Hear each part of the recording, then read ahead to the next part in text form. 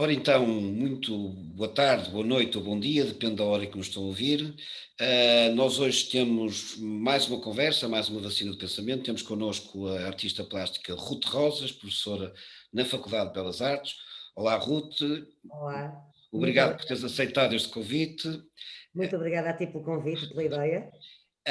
Devo dizer que estou muito curioso porque quero ouvir o que tens para me dizer, porque eu não faço a menor ideia. Uh, e como quero alargar e quero falar com pessoas das mais diversas áreas, tu abres aqui uma rúbrica nova, que é das artes plásticas, professora de artes plásticas, e estou muito curioso em saber que vacinas é que tu tomaste quando eras mais jovem e que se calhar ainda estás a tomar e que foram importantes para ti na medida em que te imunizaram contra algumas ideias que andam por aí, algumas bactérias e vírus, como eu, neste sentido metafórico. Ok, Passo-te a palavra.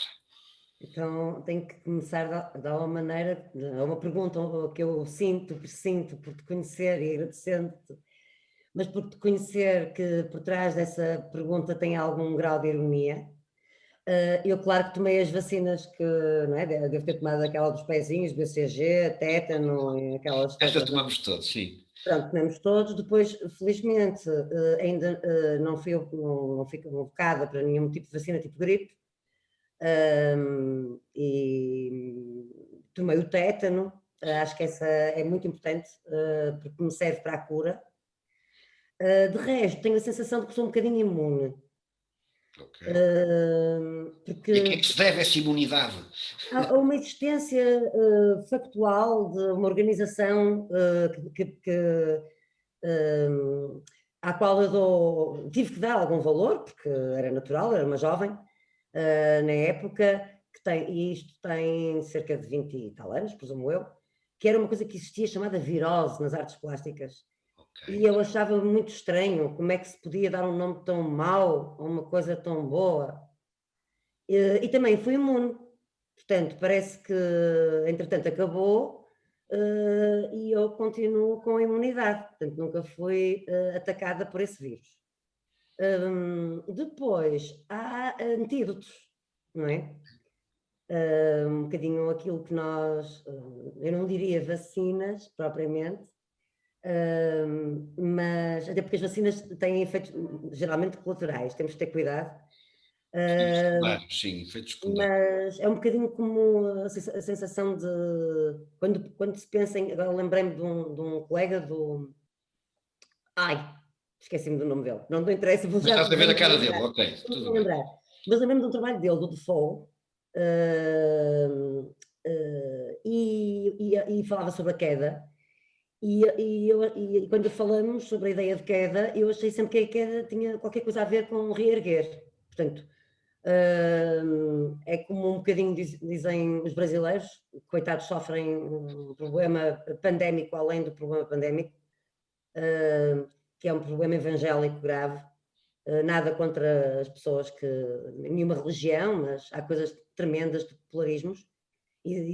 Mas, como eles dizem, às vezes bem, outras vezes mal, que é levanta, sacode a poeira e dá a volta por cima.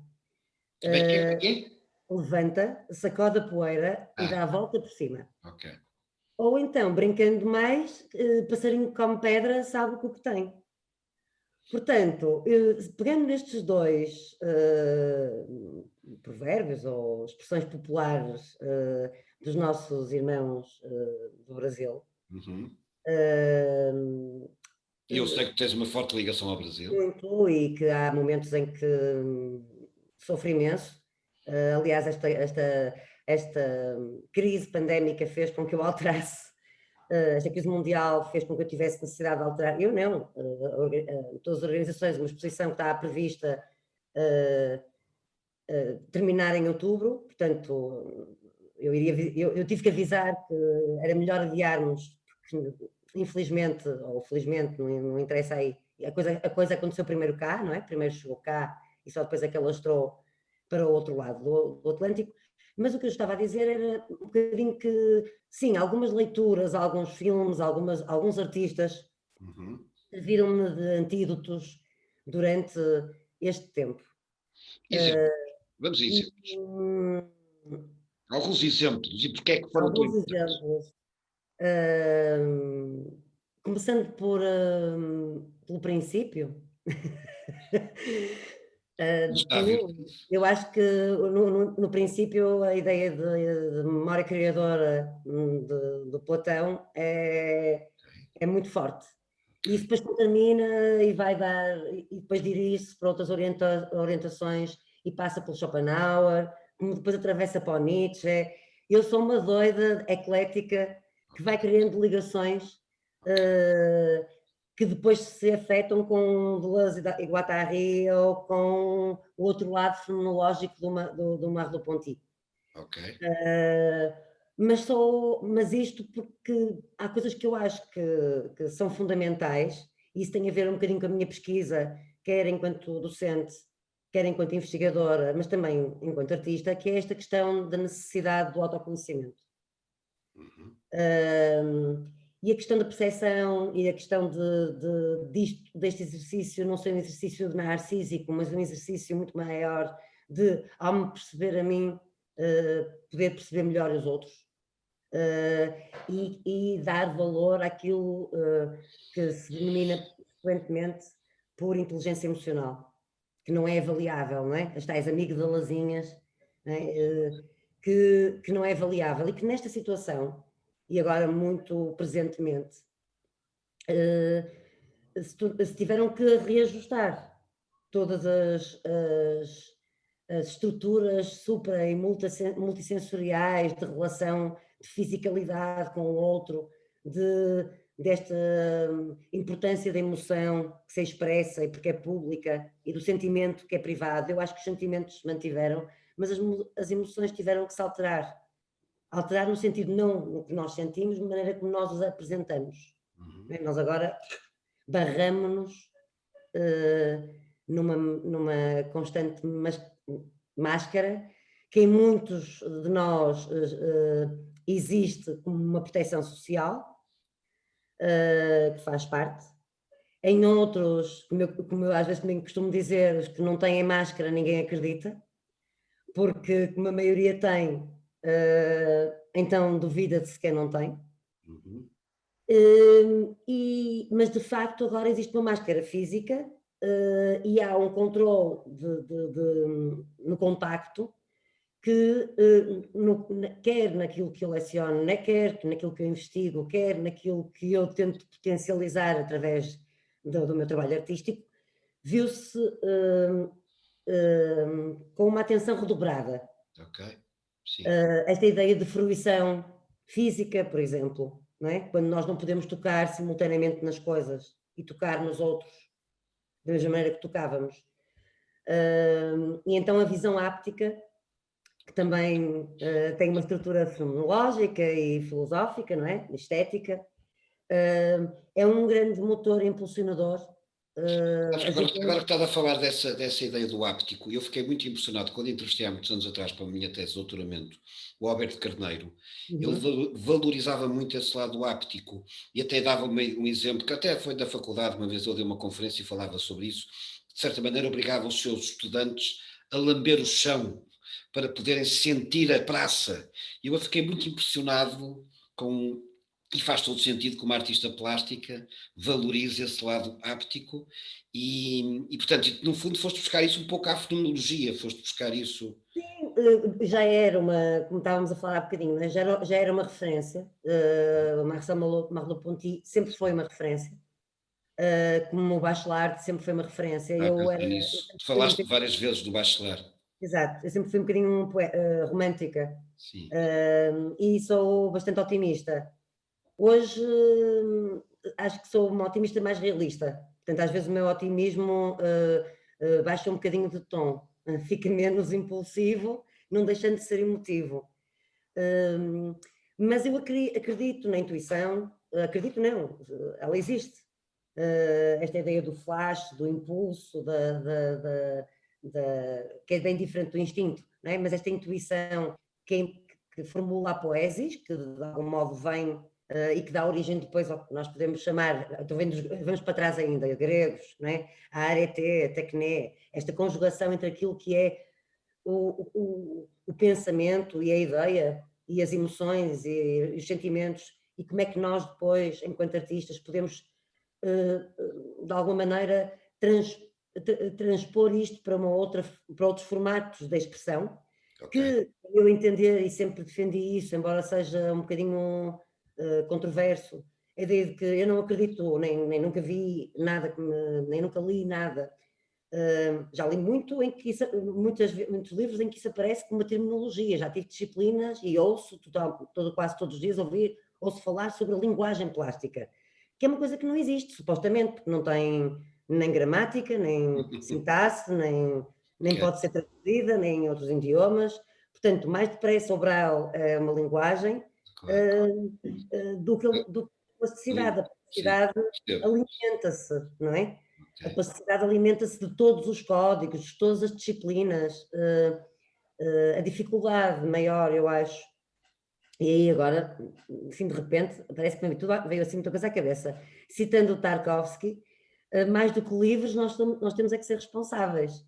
E, portanto, isto de dizer que os artistas são muito livres é Agora uma falas do treta. Tarkovsky, eu também se calhar lançava-te o repto e também se calhar houve filmes que te marcaram agora, porque uma vez que tu estás a dar tanta importância a esse lado, que é perfeitamente natural, porque vens de uma área diferente, provavelmente, para além de Tarkovsky, se calhar houve outros cineastas e houve filmes que te imunizaram contra alguma série de aspectos, digo eu, não sei, estou a lançar o barro à parede.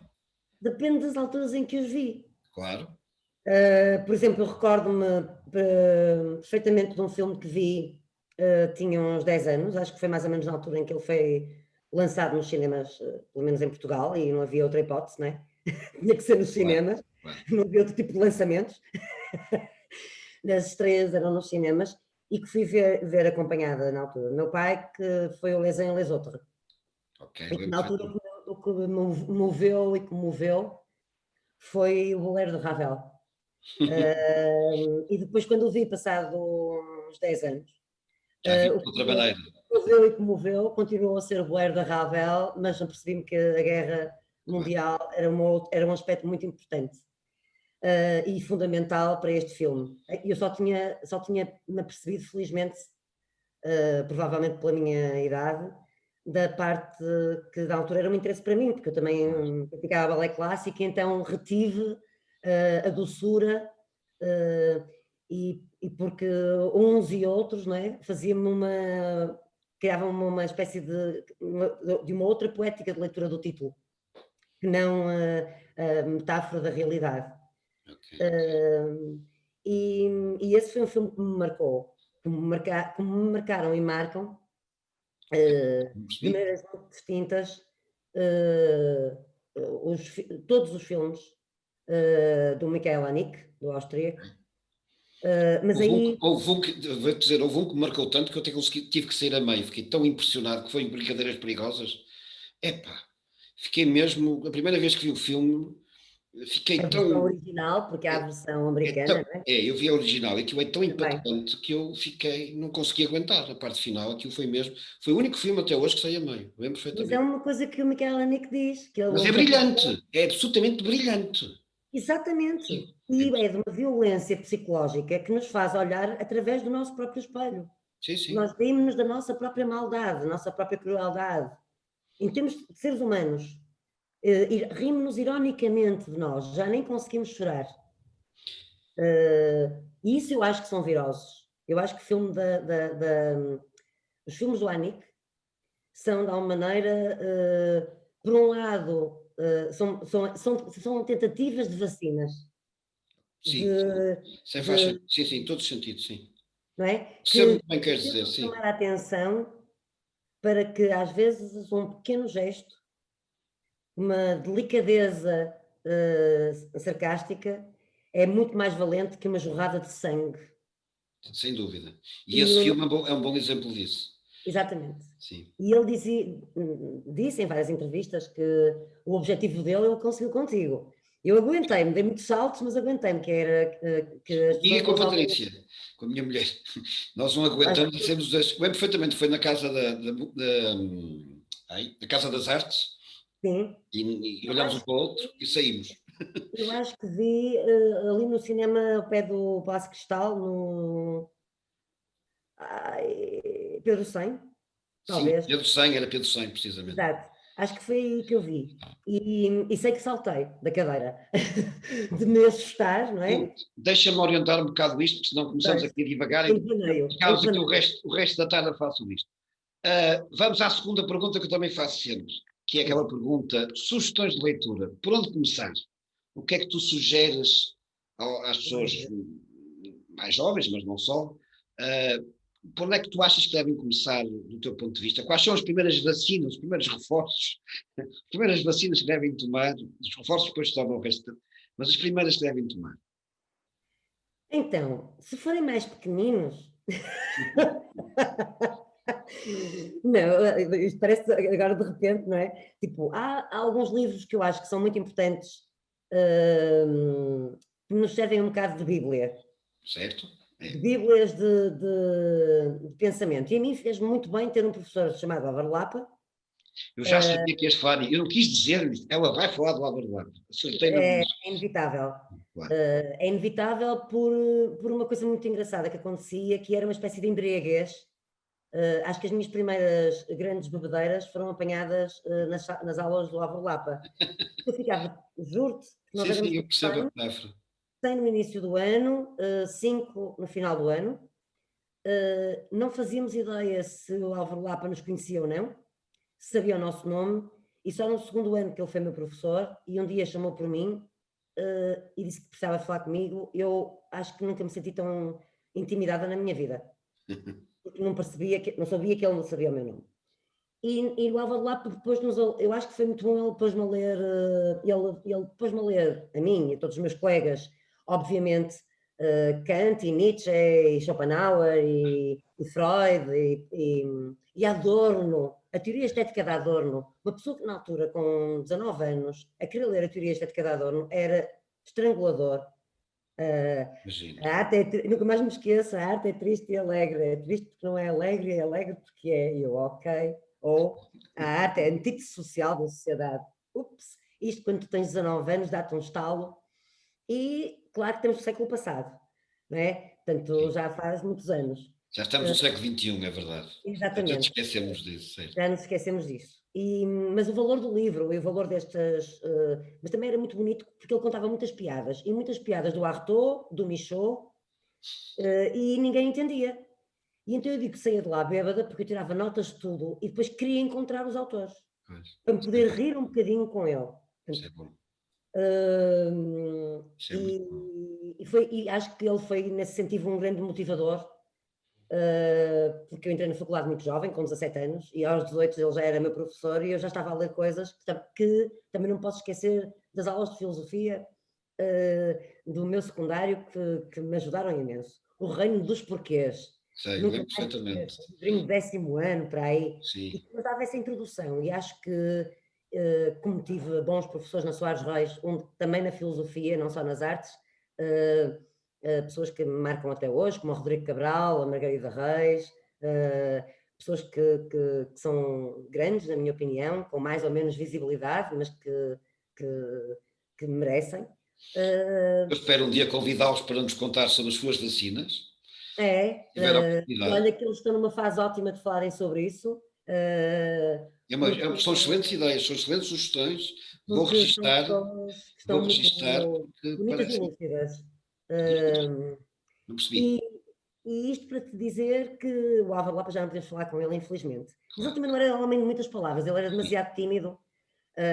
Eu às vezes achava que era muito arrogante, mas ele era sobretudo muito tímido. Eu senti isso na pele quando o entrevistei para a minha tese de doutoramento e aquilo foi um bocado confrangedor, porque eu não queria falar muito, queria que ele falasse e às páginas tantas apareceram ali muitos silêncios, foi uma coisa um pouco estranha. Mas gostei muito de conversar com ele. Bom, mas agora em artistas plásticos... Resumindo, tentando apanhar aqui alguns livros.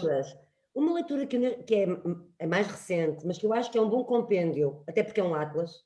Okay. Eu acho que os estudantes devem ler de uma forma em hipertexto, até porque eles preferem e porque recebem muitas referências daí. E eu recomendo muitas vezes o Atlas do Corpo e da Imaginação, do Gonçalo M. Tavares. porque de facto compila e muito bem com os especialistas estes vários hipertextos que nós podemos, além de que nos dá uma leitura muito vasta de grandes pensadores, sociólogos, psicólogos, portanto, de grandes elementos e de grandes personalidades que fazem parte da nossa cultura e que pelo menos os introduz, não é? De alguma maneira. Agora, claro que eu continuo a achar fundamental que se leia o visível e o invisível do Ponty, como a fenomenologia da percepção, como a poética do espaço, do Bachelard, o sonho e o devaneio, a matéria-memória do Bergson. E chega porque senão... Estão aqui assim, não é? Claro. Não, mas já são excelentes sugestões de leitura para as pessoas que nos estão a ouvir e um excelente ponto de partida para este boletim de vacinas, porque no fundo a ideia aqui é um bocado criar um boletim de vacinas que todos nós temos de tomar, e eu estou aqui a apanhar uma série de reforços que eu vou ter que retomar nos próximos tempos, porque estou a ser tão enriquecido com estas conversas que estou com imensa vontade de voltar a uma série de autores que eu já li há muitos anos e que vou ter que reler. E nesse aspecto... Mas esta ideia da vontade, por exemplo, schopenhaueriana e nietzscheana, esta ideia da vontade, tem uma coisa que nós não sabemos dar resposta, mas que nos move todos os dias. Aliada à ideia da visão áptica, eu queria agora assim mais sucintamente, não é? Aliada à ideia desta visão áptica, de nós vermos para além daquilo que é o olhar apenas, estamos mais atentos ao detalhe. Certo. Eu acho e a outros sentidos, não apenas a visão. Exatamente. De até que ponto é que... E que está ligado com a sinestesia, não é? Simultaneamente, e com essa ideia da inteligência emocional. Eu acho que o ser humano, neste momento basilar, que eu considero, e muita gente, uma espécie de terceira guerra mundial, não havia outra maneira de fazer. Portanto, há outras coisas para além disto que são muito tristes e muito dramáticas e que nos colocam em nós, enquanto espécie, também em causa por muitas asneiras que fizemos. Não é teorias de conspiração, mas de facto... Eu percebo, sim. É um Nossa pegada. E tenho muito receio, sinceramente, não tanto por nós, até porque eu acho que a nossa geração, é uma geração muito privilegiada. Nós vivemos o analógico e o digital. Vamos-nos apercebendo, não é? Nem que seja na ética do utilizador. O meu pai tira imensas fotografias, a minha mãe usa uns tablets e não sei o quê, não sei o que mais. E nós ouvíamos, quando apareceu o Walkman e as cassetes e as betas, essas coisas, e quando queríamos fazer uma viagem para ir ver uma arco ou visitar um museu, era uma coisa louca, comprar um livro era uma coisa brutal. E hoje esse valor, esse momento, é diferente, não é melhor nem pior, é diferente. Havia mais. E as crianças... Termina. Só para terminar com isto, e aos nossos jovens que já nasceram nesta era, mas para as nossas crianças, principalmente crianças do mundo inteiro, principalmente as que vivem em cultura ocidental, porque nem sequer tenham capacidade de fazer análise em outras culturas e em outras sociedades que têm cuja agressividade ainda é mais dura. Mas na nossa cultura ocidental, aquilo que eu acho é que esta coisa de uma criança muito pequena não ter consciência das expressões faciais que nós fazemos, desta coisa do amigo que não abraça o amigo, da distância que lhe é imposta e que ela vê no dia a dia. De repente nós andamos todos mascarados. E disto passar a ser vai ter consequências, certamente. Sim. Do mesmo modo que uma vacina também terá consequências. É tudo muito apressado, está tudo com muita pressa. Mas no fundo estás a querer dizer é que nós todos neste momento, e sobretudo os mais jovens, estão a tomar uma grande vacina por causa deste confinamento que irá ter consequências. De vida, de postura. Ruth, vamos terminar, porque como sabes, isto é a ideia é que sejam conversas relativamente curtas. Sim. Mas foi excelente, foi ótimo, muito obrigado. Teremos a oportunidade de fazer outras conversas no futuro. Muito obrigado uma vez mais. Fica bem, um beijinho grande, até sempre. Até sempre, e que um sucesso enorme para este teu projeto. Eu acho, além de oportuno, é muito bom estar ativo. Ok, obrigadíssimo, beijinho. Obrigada. Até breve.